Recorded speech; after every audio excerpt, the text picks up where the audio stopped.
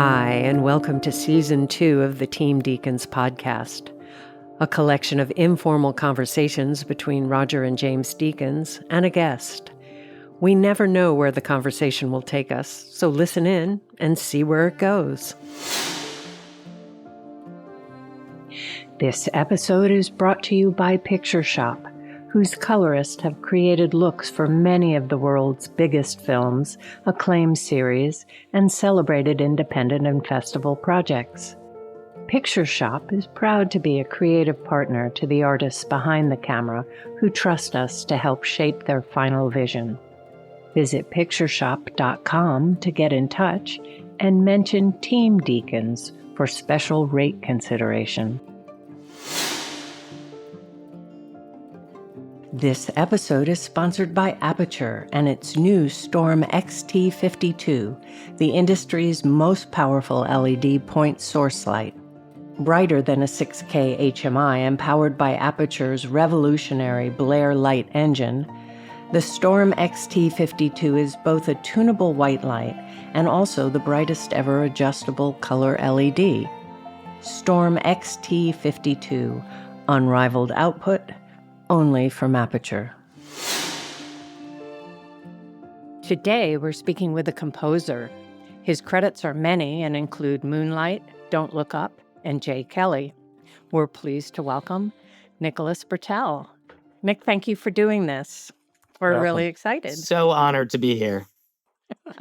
Thank you. Oh, it makes me laugh, actually. I don't know why. So we want to start with our regular question, which is, how did you get to where you are today? Were you always musical as a kid? Were you singing all the time? Or did you decide to be a scientist and then change your mind later? I mean, what's your story? There's probably a short answer and a very long answer, but the sort of medium answer is I did start playing music when I was really young. I grew up in a household where my dad loved music, and my mom was actually wanted to be a musical comedy actress when she was young and became a teacher later on. But she always used to sing in the house and, singing like American Songbook, Rodgers and Hart, all those sorts of things. And my dad loved classical music, so he used to play a lot of classical music for me when he would take me to school in the morning, that kind of thing. And I started playing the piano when I was 5. And I'm pretty sure it was after watching Chariots of Fire, actually. Oh, that'll do it, yeah. I saw Chariots of Fire and I completely fell in love with the score, the incredible Vangelis score. And that piece happens to start with a repeated single note. And it's a great way to start playing the piano is, you just go over to the piano. I tried to figure it out and I was like, I can actually play the piano all of a sudden, so started doing that. And I fell in love with the piano. I asked for piano lessons from my mom. I said, how could I learn to do this? And that's kind of how I got started. And all the way through high school, I seriously thought about being a concert pianist. That was sort of a thought that I really, there were times I was like, I think this is what I'm going to do, but I was never sure enough about it in a way. My wife is a professional cellist, and I'm lucky enough to have her play on a lot of my scores, for example. And wow. so it's a family affair over here with music. But for example, like I think she always knew she wanted to be a cellist. From the very, very beginning. I don't think there was ever a doubt in her mind. Whereas the idea of being a pianist as my profession, I always asked myself if that was really what I wanted to do. And I think it was actually in that questioning that I explored a lot of other things.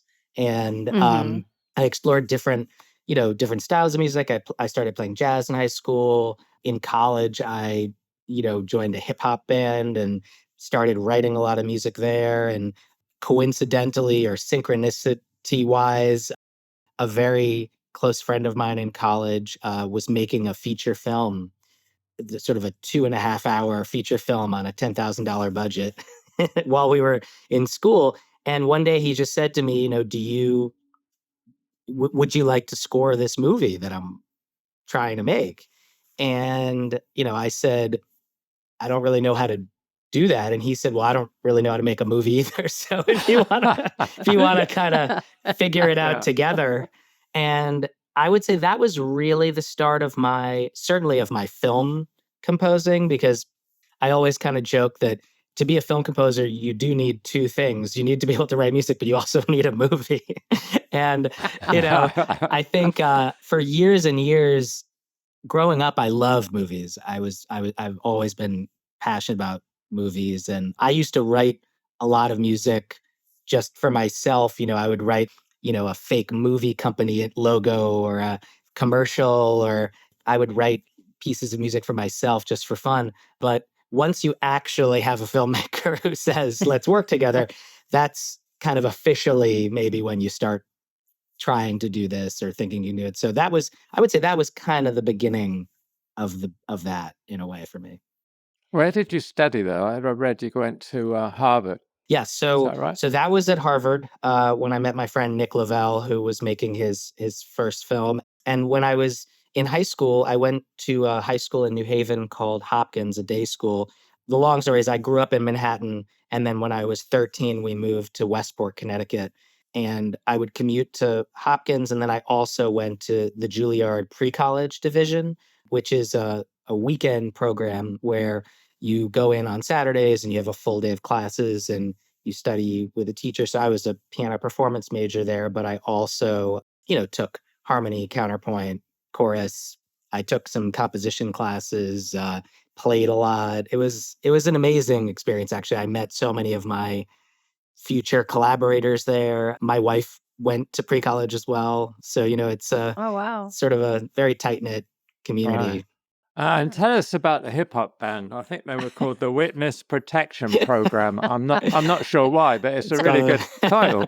We were very proud of that. It was a Witness Protection Program. Yeah. You copyrighted it. But that's actually a funny story itself, because we tried to be the Witness Protection Program as a band, and it turned out that at that same time, which was right around 2001, that's when we were forming ourselves. At that same time, it turned out there were about 8 different bands calling themselves the Witness Protection Program. There were many different genres of band. There was a guy in Vegas who called himself the Witness Protection Program. I mean, it was a whole range of different. So we called ourselves a Witness Protection Program as long as we could, and then we sort of started calling ourselves the WPP. So we kind of coalesced into WPP. But it was instrumental hip hop. So it was live instrumental band with 2 rappers. I played keys and synthesizers, and I wrote a lot of music for the band. And we were a great live show. We were a really great live show. We played lots of clubs and played colleges all through the Northeast. Oh, and wow.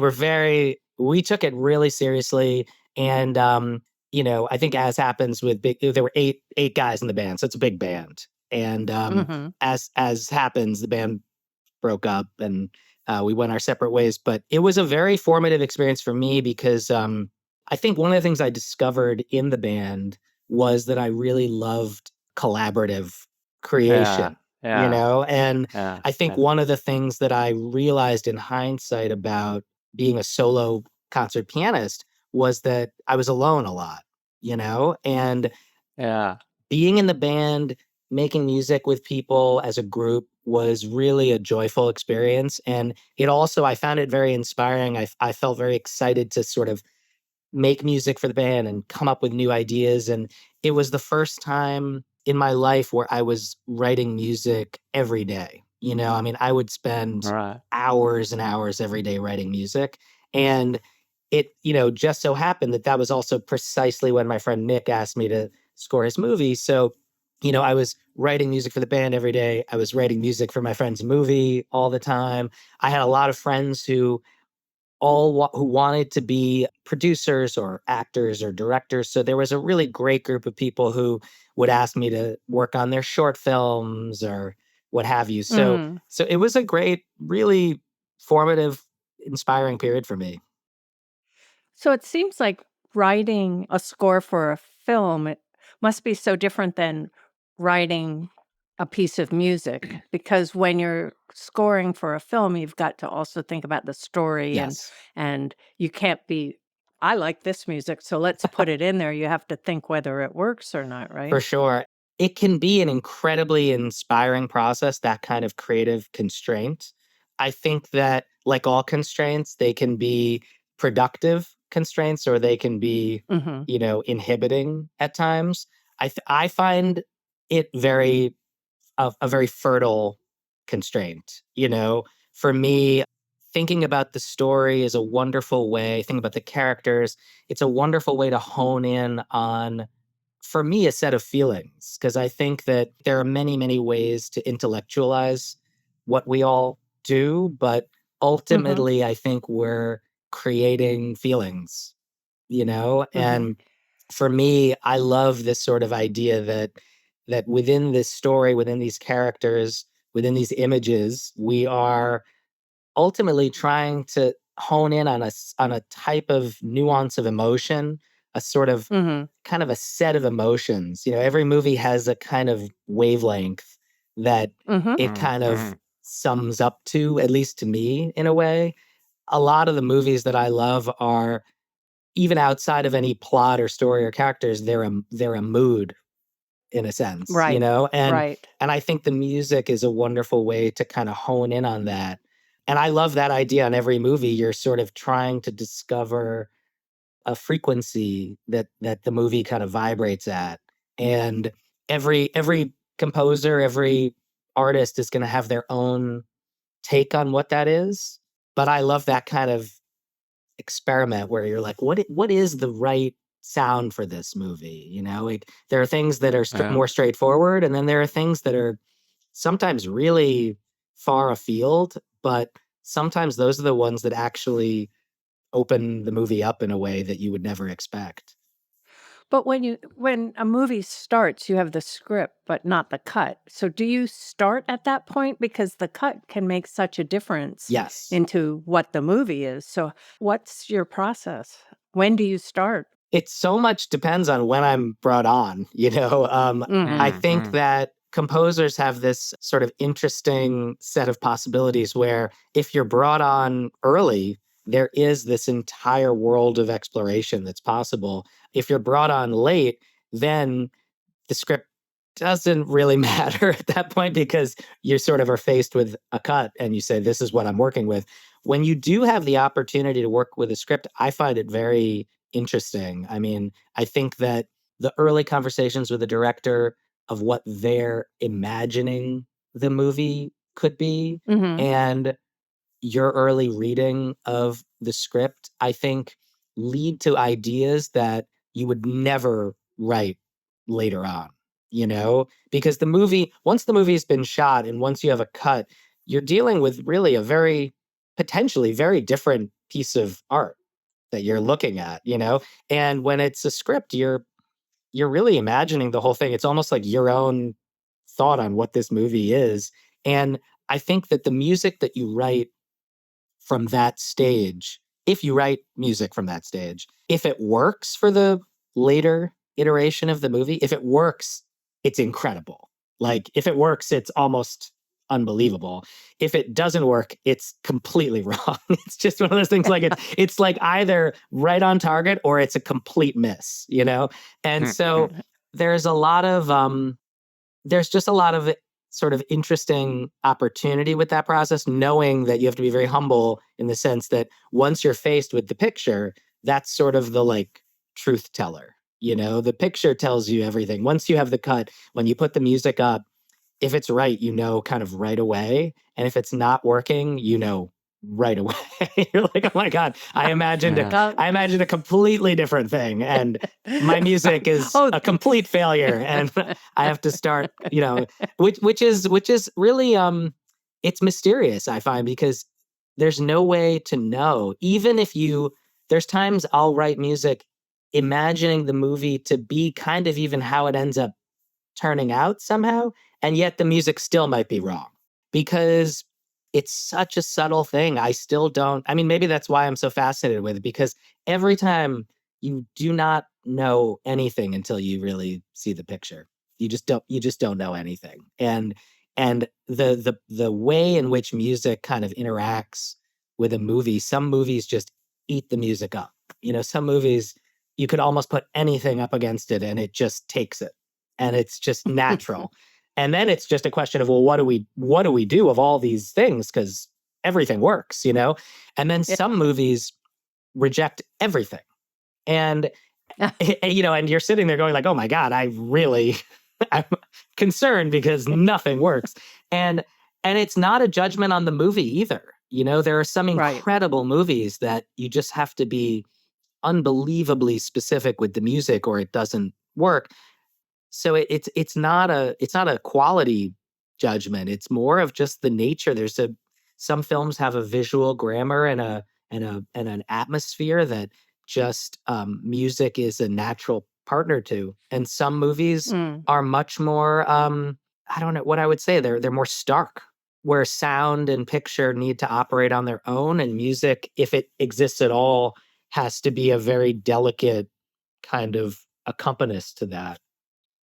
Would you say that The King was like that? Because we saw that last night and we thought the music was great because it went with what we were seeing. Yeah. And I think you might have expected big regal music because it was big regal. Right. Or period music. Yeah, right. Yeah. But it was so, and we were obviously watching it because of you. So we were trying to focus on the music, but it fits so well in. Thank you. That it was hard Yeah. to separate it out. Yeah, I was going to say, I find, the music I'm aware of you having done seems so integrated into each of the films and seems so varied in its form. And I've not seen a film that you've scored that is remotely like Chariots of Fire, which is quite You're failing. bombastic. Is that the word? Do you know what I mean? The music almost takes over the whole experience. It's trying to do something else. Yeah. In a very operatic way or something. I don't know. It seems a bit over the top to me. Well, thank you. Yeah. But to me, your music always seems very integrated to the story, whether it's sort of Don't Look Up or, as James says, The King, where it almost feels part of the natural sound of the battle or something like that. Oh, wow. Yeah. Well, I appreciate that. I think perhaps it's a philosophical approach. I think that when music works best in a movie, you're sort of hitting it right on the nose there, where it's like if it works best in a movie, I feel it should feel like it's inside the movie. Yeah. Right. Even if it's not, quote unquote, like diegetic music. Like I think there's something, and maybe it gets back to that sort of alchemy question of film music, which is, how does film music really work, and why does it work when it works? And I think different composers have their own philosophies around that. But for me, it's definitely a feeling that if it's inside the fabric of the movie, to me, that feels like it works best. Whereas I feel whenever the music feels like it's like sitting on top of the movie, I feel like I haven't figured it out somehow, or I didn't quite.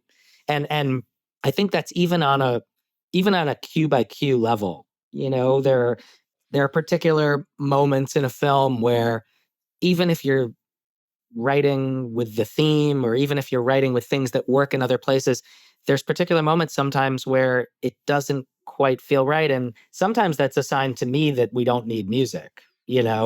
Sometimes it says to me, oh, no matter what I do, it feels like I'm sort of outside this thing, Right. Yeah. And I spend a lot of time at the very beginning of a movie really just putting stuff up against the picture and kind of like trying to see what feels like it fits. And it's not, the reason, like I said earlier, it's not intellectual, is because you can sort of see, like The King as an example, it's sort of a reimagining of Henry V. We're seeing these, Hal and Falstaff, and it's medieval England, but there's certain things intellectually that you might say, oh, that should be the sound, where it's sort of like a one-to-one correspondence, like, oh, we should feel this because it looks like this, or etc. And I think sometimes that really misleads you somehow, because Yes.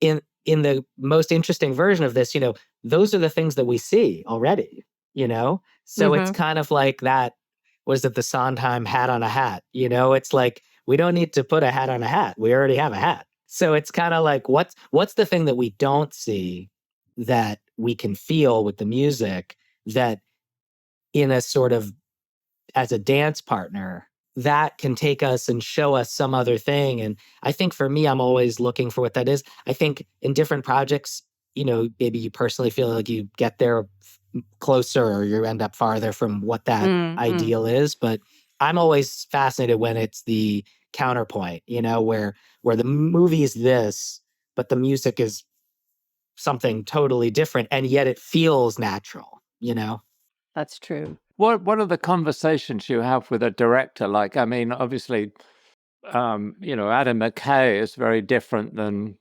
Barry Jenkins. Yeah. I mean, so what are the conversations you have when you begin a film, and where does the decision come from to use music on a scene or not? I mean, what's that discussion like? Well, I'll tell you my early conversations, but I also am so fascinated to hear your answer to this too, because I have to say, fair enough. I feel there's I feel those early conversations with the right directorial instinct, those early conversations are so productive.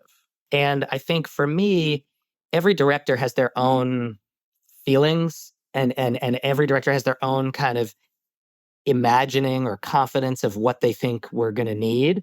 And I think that, like with Barry, for example, he'll often have a very, very strong starting instinct of what we are going to need. Like, so for example, like on Beale Street, his first thing he said to me was, I'm feeling brass for this.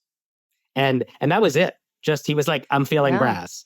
And so then I go off and do all these experiments myself with French horns and trumpets and cornets and piccolo trumpets and flugelhorns. And I just have fun with kind of like, what is my own read on that very, very pure constraint, And obviously over the course of the film, we discover many things beyond brass, actually, which is some of the fun for both of us, But I think that early idea of where to start is so helpful. Just someone saying, let's start over here, And with Adam, for example, it's like he sometimes has a really interesting question he'll ask me that he's trying to figure out for the movie. So I remember the first movie I worked on with Adam was The Big Short. And his first question to me, and he said it that he was trying to figure it out, was he's trying to figure out the sound of dark mathematics. Like, what is that? Because at the base of The Big Short was all of these incredibly sophisticated models that fundamentally led everybody astray, And what's the sound of a model that's leading you astray, of a mathematical model? So I had a lot of fun creating these. I wrote this piece that I called The Tessellation, which was 6 pianos sort of overlaid on each other that were sort of spiraling on top of each other. And they sounded kind of unstable, but they also had a cool kind of stability at the same time. So it was kind of going back and forth between these things. And he loved that right away. He was like, oh, and that piece is actually in the movie. So that's an example of something where I wrote that piece from the script and from talking to Adam. And yet it's one of the main themes of the movie. So that was an example where it worked. There's lots of examples where they don't work. So this is not, that's always the, but the ones that work, you remember very clearly because they're in the movie. So I'm like, I know that worked. But that's an example where I think the conversation, every director has their own early conversation style of what to do, but I think each in their own way takes you in a fascinating direction. Yeah, it's really important to know what their initial vision is, because that's what we're all there for, is to bring it further. Exactly. So those early conversations are really important. So talk about Don't Look Up then, because that's very different. Yeah. We saw that again the other night. Oh, amazing. Wow. Yeah, I mean, it's kind of disturbing to watch now, actually, because at the time it was quite pertinent, but actually watching it the other night, it felt kind of, very, very close to reality if you substitute, nuclear war for a few other things. But sure. Yeah. So talk about doing the music for that, because there's a lot of very varied music. Also, didn't you create some music for when they discover the comet that was played on set? Is that correct? Yeah. So there's a piece of music. So I started having these early conversations on Don't Look Up with Adam, and one of the fascinating kind of explorations I think we all do as filmmakers is this question of tone. Like, what is the tone of this movie? And early on, I took it very seriously. To your point of this movie, I was like, this is heartbreakingly serious what this movie's about. So the first pieces of music I actually wrote were they were sort of about like the ideal of science. I was writing music about like, taking science seriously, like the respect for the study of the universe, in a sense. So the piece of music I wrote were these sort of like, I remember I wrote a piece called like Ode to Science, these sorts of things. And I wrote, pieces on, the discovery of the comet, these kinds of ideas. And one of those pieces they did play on set. I believe it was during the scene when Jennifer Lawrence's character is in that early scene in the looking up at the sky and the astronomical observation of this, and that was where I started, and it was very sober kind of music in a sense, very like methodical in a sense. And as we started working on the movie, the movie it sort of embraces the absurd because I guess you could say, unfortunately, reality feels like it is getting more and more absurd with each day. And I think, comedy, even though comedy is funny, comedy is also serious. Comedy can be the most real thing around, actually, And I think the comedy in Don't Look Up and the embrace of absurdity is actually perhaps some of its most accurate assessment, is how crazy, how the ever increasing craziness of our lives, and kind of almost the feeling these days I feel of like struggling to keep up with that, And so that was a totally different tone that I tried to capture more in post as we started putting the movie together, where that was really watching the movie and being like, wow, this is the train is off the rails entirely, and the idea of that music, which really became the main theme of the movie, which is that crazy big band stuff. The idea behind that was, I remember I was in the edit with Adam and with our incredible editor, Hank Corwin, who is one of my dearest friends and collaborators. And we were in the edit room. We were editing it on the Sony lot. We have those sort of edit suite there, And I remember just sort of saying to them, like, what if the music sounded like it was like World War II, but we were going to lose the war?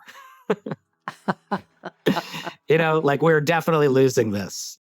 And I just started playing around this sort of almost like big band sound, but that was like totally falling off a roller coaster,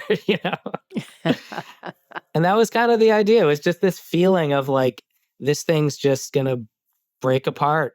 And it's kind of zany, but it's also tragic because of that, And so I remember starting to play that for those guys, and it felt really right for the movie immediately. It was like, whoa, that's a whole. And actually, as we kept editing the movie, that felt more and more like it should be in more and more places, And that's one of those things too, that it's such a non-linear process working on a movie, at least for me, where you can come up with one thing in one place, and then you say, oh, actually, it should be in this whole other part of the movie. And then once you put it there, you say to yourself, oh my God, well, that tells me that the other thing I had is totally wrong. So, so it's this very kind of like, you're almost kind of jumping around. And sometimes it's the later parts of the process that tell you something that make you realize, oh, the early stuff I had now needs to be updated. So it's very much it sort of is sort of falling all over itself sometimes, and there are times where it can be linear, where you sort of start at the beginning and as you go everything logically unfolds in a sort of elegant manner. But I would say those are more rare. Yeah. Those are more rare. Those are not. And I can't say that's better either. Sometimes the most exciting part of working on a movie is that day you're sitting there looking at this thing and you try something completely out of the blue and it just works and you never thought it would. And it sort of revolutionizes your take on what this movie is actually about. I think those are the moments that are the most, they're humbling, but they're also really, really invigorating because you realize, how we're all just sort of trying to figure this art form out still. So during the process of the cut, do you come in on different days with different pieces of music and say, can we just try this on this scene? I mean, is it during that time period? Do you wake up in the middle of the night and go, oh yeah, that's the theme, let's try that tomorrow, I definitely do. I have a whole list of things I'll be like, oh my God, what if I do this? Or what if I do this? And I think a lot of it is, some of it depends on the logistics of the movie. If the director's here in town, I'll have all these different things I'll work on. And I'll say, come on over. I want to show you all these different things. I definitely try as much as is possible to get in the room, to show things and talk about things. I think with the requirements of just life and the filmmaking process, you can't always do that. And I think there is also a benefit to, meeting and being together and listening and watching. And then there's a benefit to sort of going off on your own and, sort of working with the soil and, planting seeds and then coming back. I think there's a benefit to sort of both sides of the process. But for sure, sometimes I'll have a very clear vision and I'll say, here's what I think feels great. And there are times that the director will say, I agree, keep going. And there are times the director will say, actually, I was thinking more of this, maybe this, but what if it could do these things? And I like having those conversations as early as possible because I think those early conversations are so impactful. And if I show sort of a few different possible directions, it's really powerful to get like of all these things, let's really follow this one. And that helps me kind of make sure, at least in the beginning, I'm aligned somehow. Since a lot of movies are a little more heavy-handed with the score, I mean, that's a different type of doing it. Have you ever been involved with a director that you wanted something more subtle, but they were going for more wide slashes? And how do you give them what they want, but at the same time, not go against what you would think?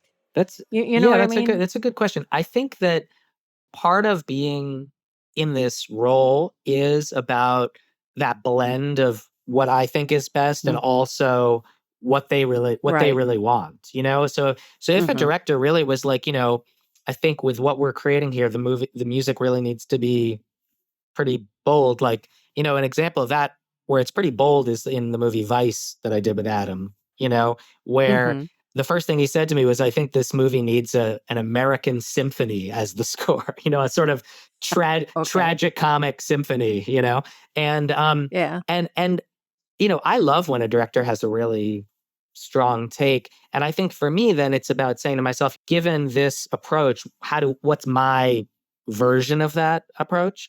But I think that any particular piece of music, I try to tell people who are getting started in this industry, the same type of thing. No matter what it is, I think you always have to filter it through the lens of like, do you like it too? You know, like even if I'm trying to do my best of something, I've never been able to just send something just because I think that's what somebody wants, you know, because then I think we're all failing, you know, because they're getting something they no one can ever get something that I don't believe in, because why would you want that, you know? So I think that the challenge zone is doing your best for the task while also saying to yourself, you know, do I love this for what I'm trying to do?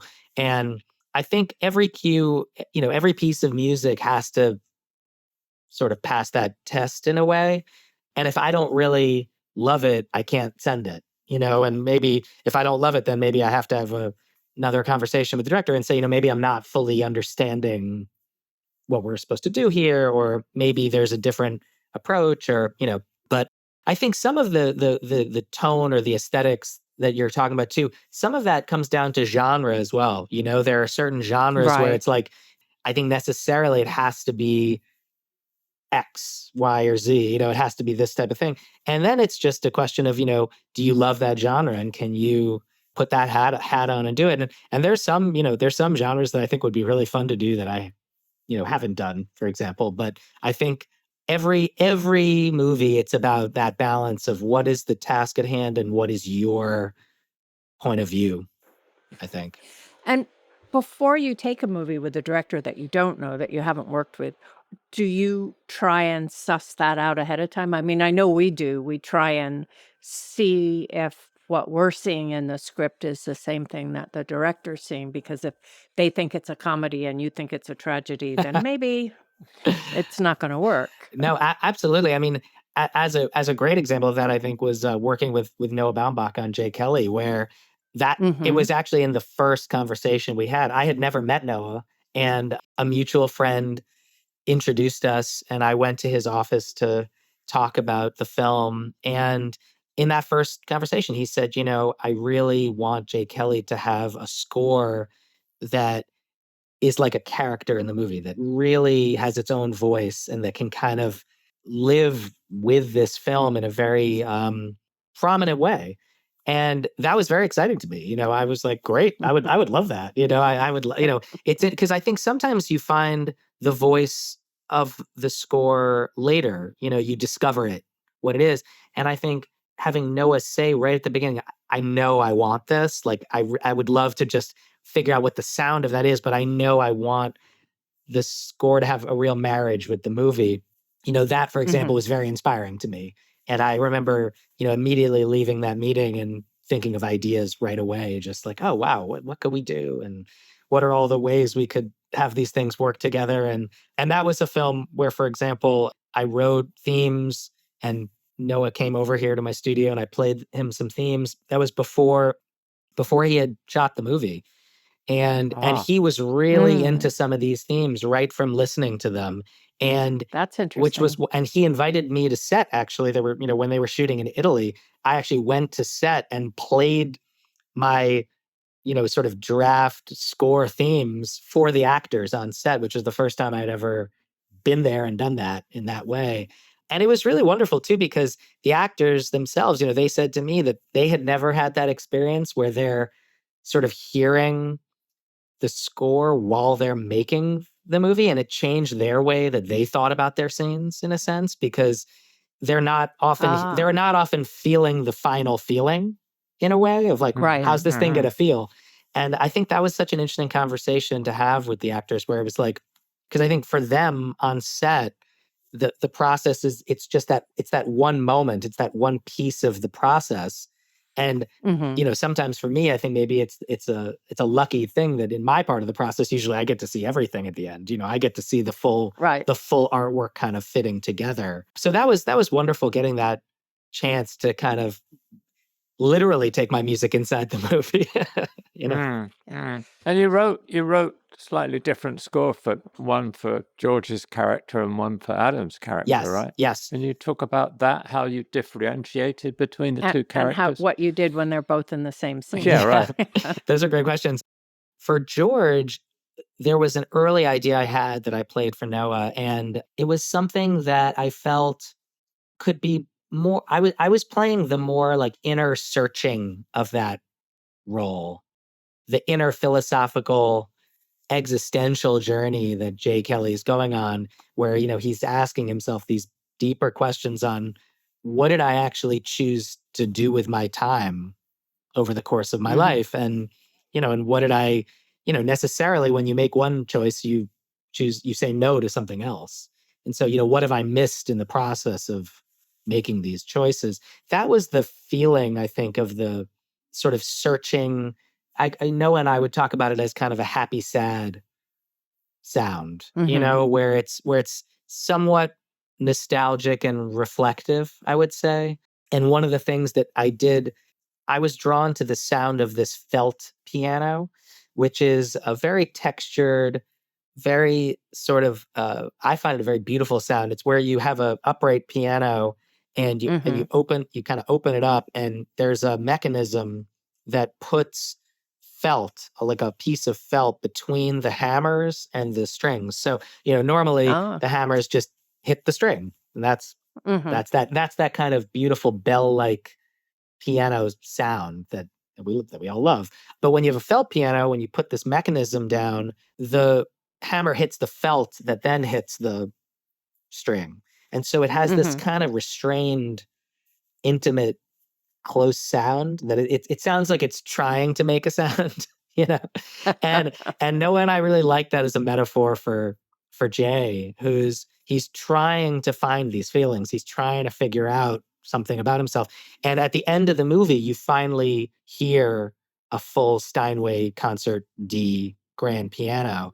And I think when you finally hear that, it's actually very stark difference where you're like, oh, that's what a piano sounds like, that's a clear sound, so that was the Jay sound world a bit. And then for Ron, for Adam's character, that was actually the last theme that I figured out for the movie. I had figured out quite a few other themes, but the Ron theme, that actually had kind of a romance to it. That had again, a reflective quality, but it had its own sound for Ron's own kind of his own journey. There was something, especially with him, in that his sort of missed relationship with Liz, the character, Laura Dern's character. There's a kind of missed romance to that, and a kind of recognition of where your life has taken you, in a sense.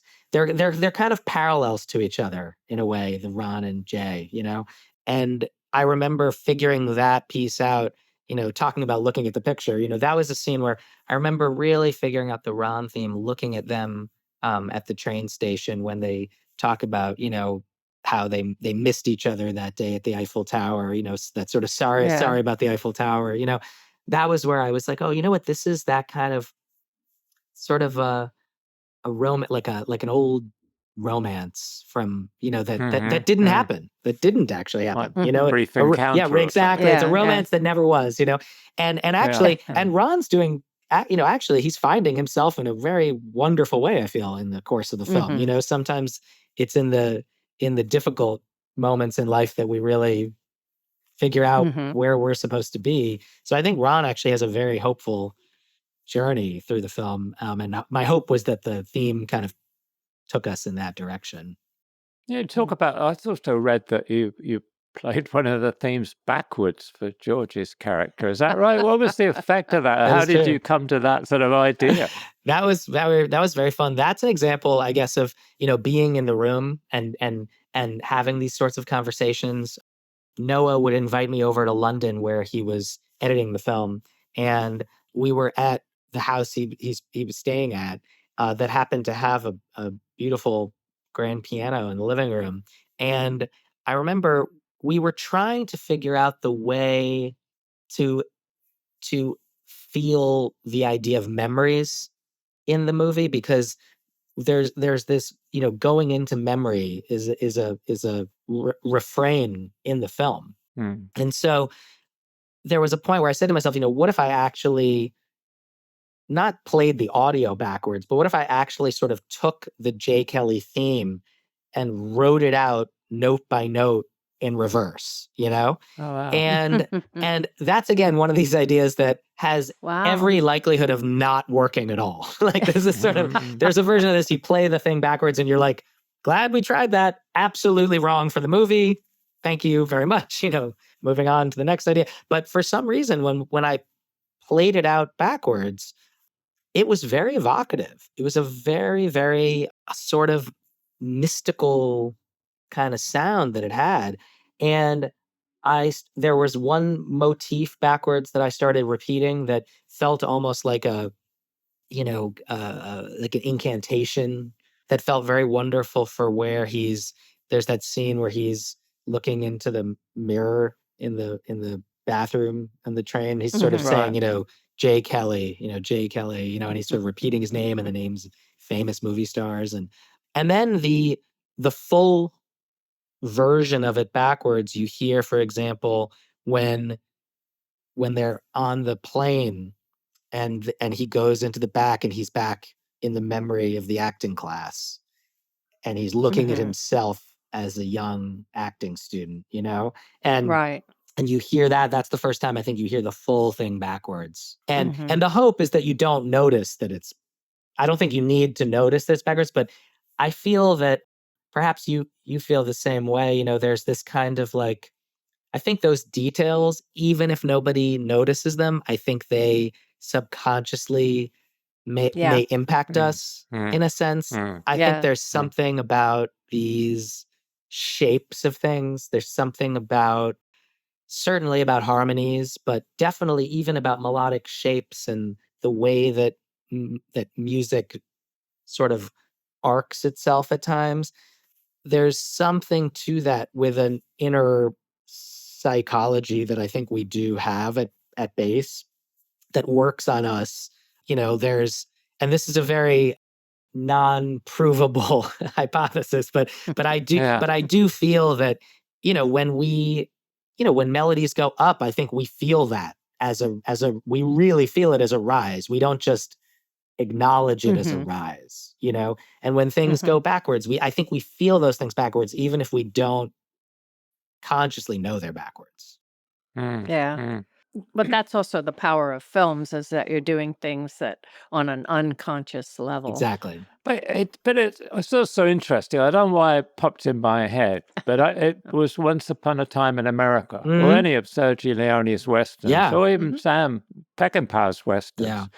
The music is very upfront, but it doesn't feel like it's crowding out. It feels totally integrated, and it's kind of rare that you see or experience of film with that kind of amount of upfront sound, if you like, And I think those, some of those are the greatest scores of all time. If you think about those Morricone scores, not only were they iconic in the use of the music and the way with those images, but also even the sonic palette of Morricone, certainly in the Sergio Leone westerns, for example. Once Upon a Time in America is also absolutely one of my favorite movies and scores. But I think that what's beautiful about that is I think it speaks to the infinite possibilities of the art form. I think that, I think certainly at times I, have my own feeling that I'm going for, but that doesn't mean that another composer might not have a completely opposite take that could also be even more amazing for the movie. There's this, I think that's what's so exciting about the art form is that it's sort of a result of, every movie is like a result of that particular process with those particular people in that particular time. It's like they're as much art forms as they are like historical documents of this process. You know what I mean? We all kind of came together and did this, and we stopped working at one point, and that's what the movie is, Whereas like a different set of people or a different time period or a different whatever would lead to a totally different art form, even with the same script, so. So I want to talk about then, that leads me, I don't know why, back in time in your career to 12 Years a Slave, where you're working with Hans Zimmer, who's whose musical scores are fairly different than yours. He has a particular style. And you were writing some of the spirituals that were sung in that. Was that right? So interestingly, I had never met Hans on that project. I initially started, Oh, I wow. was brought on before the film was shot, actually, because I knew Jeremy Kleiner and Dee Dee Gardner, and they had sent me the script the previous year. And it was more of a kind of a, I guess in some ways, almost like a research question of like, Jeremy said, we have this film that we're working on that has a lot of music inside the movie. I'd love to send you the script if you have any thoughts. We're just trying to figure out the sound of this movie. And so he sent me the script for 12 Years a Slave, and which was this incredible script. And the main character is a violinist, an African American violinist in 1842 in New York State. And so I had a lot of ideas, in particular, like what would that person have played in New York State in 1842, So I had all these ideas, and I wrote a big email of ideas for Jeremy, and he forwarded it to Steve McQueen. And about, I think something like, 20 hours later, Steve called me out of the blue and just said, I want to talk to you about your ideas. I really loved what you wrote. And so that became a process of really research and exploration of like, me and Steve kind of saying to ourselves, what is the music that's going to be in the movie? I started experimenting with the sound of that violin, for example. I started researching the sound of the songs that would be in the film. And that was my process with Steve. And then after I finished that, he worked with Hans on the score. So I only met Hans, I think, after the movie was finished, and Hans reached out and said, if you ever want to come by my studio in Santa Monica, let me know. It's that kind of thing. So we met after the fact. But that was very impactful for me, that experience, because obviously Steve's an incredible filmmaker and artist, and I think the chance to talk to him and to get a sense of what he was looking for in such a close way was very, very meaningful for me. And also, I think what was interesting was there were times where I would talk to Steve about, well, this is probably exactly what would have been played at the time. And then there were scenes where Steve would say, even if that's what would have been played, we also need to think about what's happening in the scene on camera. We have to think. So it's a combination of the historical and the art form of what we're doing. It's the dramatic and the historical, and merging those things together. And I think that was a wonderful conversation that we had in that. In the way past, they used to take movie scores and put them on records and sell the records of movie scores, right? And I don't know that they do that now, but do you think that influenced the people scoring at that time to be thinking about, will this stand alone on a record? Which is kind of contrary to the movie, but well, these days, a lot of it, there's certainly a vinyl market for scores and soundtracks. These days, so much of it is streaming, of course. But I think when I'm writing music for a film, I do think about the music as music at the same time as I'm thinking of it as a dramatic element of the movie. So I think for me, there is that kind of difficult, it's almost like it's like a double task, a double challenge, where I think the music has to both work for the movie, and it has to be able to stand on its own as a piece of music. And I think every composer has their own philosophy around that, for sure. But I think for me, I always want to know that I like it as a piece of music as well as a element of a story, So I spend a lot of time actually working on the album of the particular film, and thinking about, which pieces do we include on the album, and what's the sort of listener's experience of of that album, Right. which is it's a whole other step of the process. I remember it actually became very challenging on when I did television scores because there's so much music to go through in a television. It's so much more music than movies does. Really? Oh yeah, it's television so much more because there's so many episodes. So you're writing just Right. order of magnitude more music.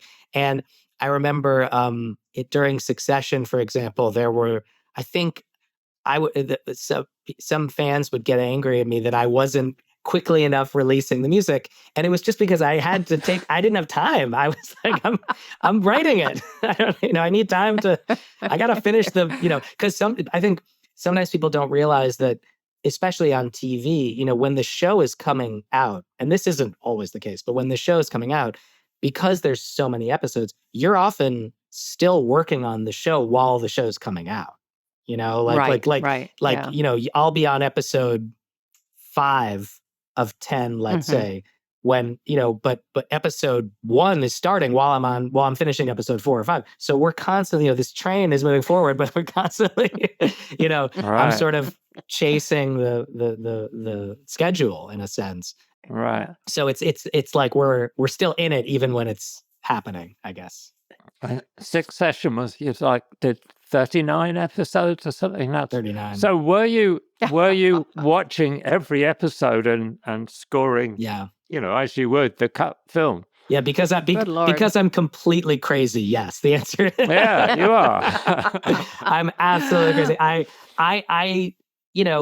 I took it, and I think we all took it upon ourselves on these shows. Everyone puts so much into these projects, and we all put so much into these shows. And on Succession, I scored every episode as if it was a 60-minute movie, and I would say to myself, what are we doing here? And I would, the way that I would kind of get ahead of it too was I would read scripts, talk to Jesse Armstrong.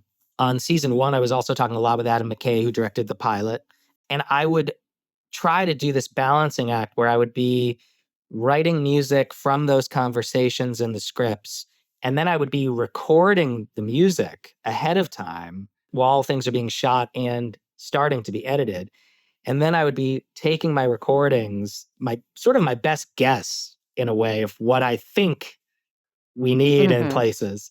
And then I would be watching the episodes as they finished getting cut, and I would be saying to myself, oh, what am I missing? And then I would be starting that again and going back and recording more music, but if I didn't sort of take that first, stab at it, then there was You'd be way behind. Exactly. There's no way I could ever do that, especially because on a show like Succession, I wanted there to be a orchestral kind of sound, a kind of classical orchestral sound that I was going for in the show. So that the only way to do that is to give yourself time. Otherwise, it's just impossible. And actually, it was very helpful having that experience because when we did Underground Railroad with Barry, that I remember early on talking to Barry and being like, given the scope of sound we want to have for this, if we don't start really early, there's no way we're going to get what we want. And so Barry and I started really, really early. And then because of given the pandemic and all these things, we started a year or more before we were in post on it. So I had a lot of time to think about things and do early recordings. And I think for me, I like doing that. I think it's a very helpful thing to early on in a project, no matter whether it's right or wrong, to sort of record stuff. Because there's some, even though, everyone does very good demos these days, even though, my computer can make great sounds, et cetera, there's nothing like sitting in a room with musicians and really recording this music and saying, okay, that's actually what it sounds like. And it's helpful for me as the composer, and it's helpful for the director because they really hear music and they say, oh, wow, that's what we're doing, or that's what, or that's absolutely what we're not doing. Thank you for showing me, but yeah. Does that sometimes, though, become a budget problem? Yes. I want to bring in all these musicians again, Well, and they that's go, the no. practicalities. If Yeah. you've got a piece of music with a large orchestra, Yes. and then you have to adapt it to a cut that maybe is changed. It really depends on the project. I think even on the smaller budget projects, though, even then, there's still a way to do it that is possible. So, for example, on Moonlight, which had a very small budget. I mean, the budget of the whole movie was $1 million, and we were all working on it because we were profoundly moved by the script, and we were completely in love with Barry as a person and as a filmmaker, you know. And and that was a movie where basically I had just two musicians where, you know, one was a dear friend of ours, Tim Fain, who's a violinist, and my wife, Caitlin. And I remember with Tim, I wrote a piece of music early on, and it was for piano and violin. And I invited Tim over, and he just recorded some violin in my studio. And I played it for Barry. You know, that didn't take a big budget. That just took, you know, that was just me and my friend Tim. And so I think even where there isn't a huge, you know, orchestral budget, you can still hear things for real. And then there's movies like I remember on Vice, you know, we actually had two separate orchestral windows. And that was sort of my idea for this, which is not always possible. But my idea was because Adam really knew he wanted a symphonic scope, and that was something that we actually budgeted for right at the beginning of the movie. Early on, I started writing music, and then early on in the edit, I went to Abbey Road and recorded with a full orchestra, you know, and it wasn't the full score, but it was, you know, probably 30 minutes of music, 25, 30 minutes of music that we recorded, and then brought it back and mixed it in. And much of that's in the movie, you know, some of it isn't. And some of those are bonus tracks on the soundtrack that you know, pieces we love, but that just didn't find a home in the movie, for example. And, you know, we did that first round, and then we went back later on in the fall and did the final round of scoring. So that's a luxury that's not always possible. But I love getting, if you have the chance to do those things, it's amazing. Yeah. Have you ever conducted an orchestra in a theater with an old black and white movie playing like they did in the old days?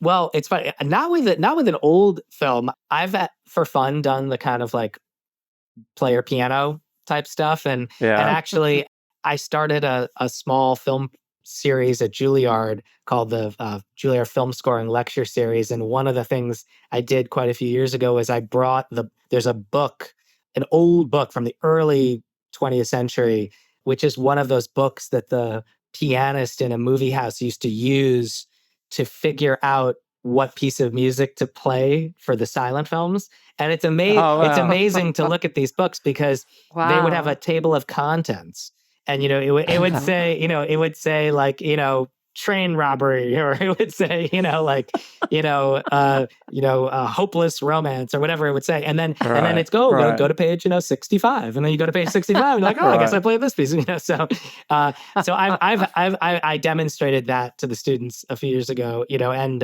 it's actually amazing, you know, when you go back to the older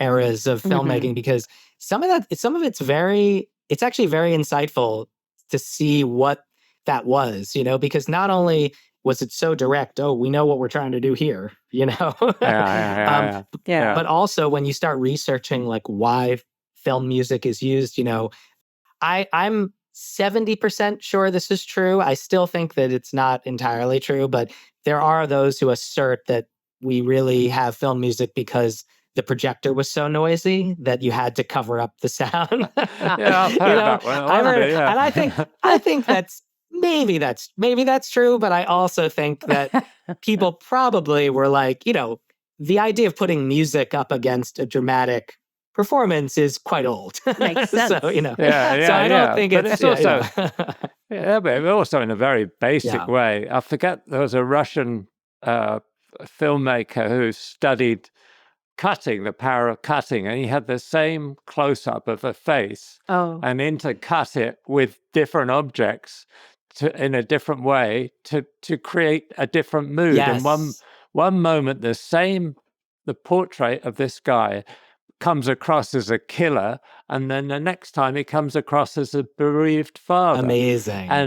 Obviously, you could put music to those images in the same way to basically tell the audience what to feel. Totally. And that's some of the most fun things to do, actually, especially when you're first starting. Like when I was working with my friend Nick Lavelle in college on his first film, we would sit for hours in a, windowless closet, of a studio. And, you would just put different ideas up against the picture. And I think one of the most inspiring things for a composer is to see how much the movie changes with these different pieces of music. You can completely change a scene. And so it's actually a power that has to be wielded very responsibly, because it actually, you can do a lot if you are indelicate. I'm just thinking back again to Don't Look Up. And when we were watching it, I was thinking of Dr. Strangelove. And you could take the last scene of Dr. Strangelove. And who thought of putting in Vera Lynn singing We'll Meet Again, talking about World War II and using that as a theme? Totally. I mean, you can't divorce the image from the sound nowadays of that moment. You can't imagine it being anything else but that song. Totally. View of the end of the world. I mean, it's kind of amazing. No, and you think about, especially endings of movies. I mean, the way that the musical choice at the end, like I'm a big lover of end credits sequences. Like I think the endings of movies are I actually think they're very important for a movie, because, the way we come into it is one thing, but the way you come out, it's like, I often think we need a moment to kind of contemplate what we've just experienced, and it's amazing how much that last piece of music, like you're talking about, affects your summary of what the movie was. If you end the movie with a very quiet, thoughtful piece on the piano, for example, you'll sit there in sort of quiet, prayerful, contemplation. If you end the movie with a huge Led Zeppelin track, it's going to be, you're going to say, oh, wow, that movie had a kick to it, so.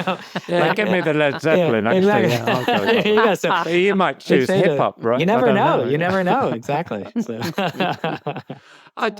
Just one thing I want to ask is probably left field, but technology. I know I was reading about your work on Jay Kelly, and how you recorded analog. Yes. How has the technology changed? I mean, how are you intimating about using AI? I mean, can you use that to adjust like a score to fit a picture? Do you use it? And then why do you go back to an analog recording? I thought this was one question. Well, it's about technology and advances. I think that, so I'm sort of a very, I'm very anti-AI. I'm very concerned about AI. I think AI, and I guess to some extent it depends on how you define AI. The idea of, I think if AI is just making things for us, then I think once it's making things for us, then we're not making them. And I'm not really sure. I think that's a completely different thing, But I also think, technology in and of itself as a tool can be incredible. So for example, the piano is technology. Up until the piano was created, no one was writing music like that. And then as soon as we had equal tempered tuning, where we were able to tune the scale in a particular way, that enabled things like Bach to write the well-tempered clavier, which enabled people to write music in all the keys, major and minor. And, it opens up huge avenues of artistic possibility. So technology can do that. But I think as long as we're the ones doing it, I think technology is great. I think the tricky thing with AI is sort of this question of, well, if AI is like a person and they're doing it, then we're not doing it anymore. So, but I do think that technology for me in some ways has been powerful. I use a computer to mock up my scores. I use a computer to make music, for example, with record.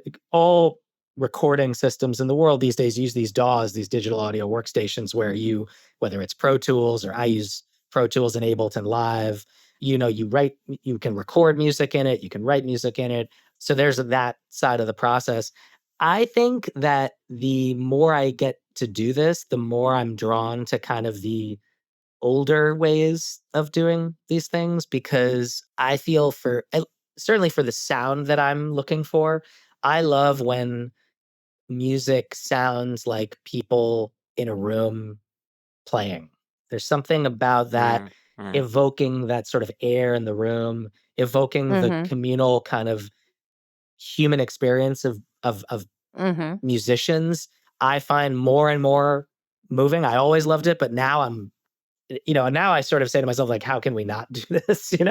And I think that's also one of the reasons why, for example, on Jay Kelly, I recorded everything to tape, was because I was looking to say to myself, okay, well, Noah's shooting this on film. And one of the feelings I think we're trying to evoke in Jay Kelly is sort of a love of cinema, of movie making. And, the way that music always was recorded was to analog tape. And we looked into, was it possible to actually do this? Was it possible to get the tape machines to run for hours at a time and not, functionally not break? Yeah. And actually, it is totally possible. If you go to Abbey Road or Air or amazing studio British Grove out in Chiswick, if you go to these studios, they have the machines fully working, technicians who know how to use them, and you get a different sound in the recordings. It's subtle, I mean, obviously we're able to record beautiful music without recording it to tape these days, but there's something in the compression of the sound on the tape that, to me, sounds like recordings I grew up loving, and I think sometimes it's those real subtle things that actually are the difference between why you love something and why you don't. And I often find in my own recordings, when I do them, even if I do them in my own studio here, sometimes it's like the imperfection that actually makes something sound special. It's the sound of it's the sound of the bow hair on the string that makes it feel emotional. It's not just the note itself, if that makes sense. Yeah. It's funny, isn't it? Nebraska came to mind, actually, Bruce Springsteen's, in his garage. But I also love the Cowboy Junkies, who apparently often just recorded in their garage as well. There you go. It's funny, isn't it? I don't know. There's something about that. I think it's like there's a reality to it, and I think it gets into sort of, thinking about the art form in a more profound way. But there's something about that, like, chronicling of a moment that I think is moving. There's something moving about that, even outside of the harmonies and melodies inside something. It's the place, the time, the people, the experience of the recording that is also very evocative. Well, good. I think great. Very good. Thank you so much for doing this. It's been fascinating. And we really enjoyed watching all these movies. And Thank you for watching listening everything. to the music. Well, no, Don't Look Up was a bit depressing, I have to say.